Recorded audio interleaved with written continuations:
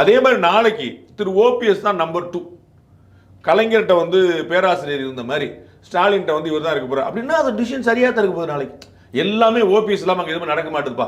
எதா இருந்தாலும் அண்ணன் வந்து ஓபிஎஸ் கேட்டீங்களா ஓபிஎஸ் கேட்டீங்கன்னு சொல்ல இருப்பாருன்னா அப்போ வந்து இவர் டிசிஷன் சரியில்லாமல் சொல்ல போறாங்க. உங்களுக்கு புரியுங்களா? அப்போ டிபெண்ட்ஸ் அப்பான் த ரிசல்ட் நான் சொல்ல வரேன். அவர் வந்து செந்தில் பாலாஜியோட கம்மியா இருக்குமா இல்லையாங்க அது அடுத்த கேள்வி. அதுல என்ன பிரச்சனைன்னா இவர் மினிஸ்டர் இல்லை.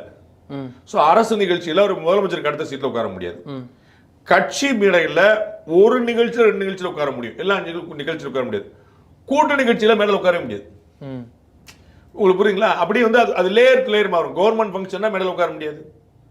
இப்போ பார்ட்டி ஃபங்க்ஷன்னா மேடையில் 1-2 மேடையில் உட்காந்துக்கலாம். கோலிஷன் கவர்மெண்ட்ல மேடையில் வேலை கிடையாது.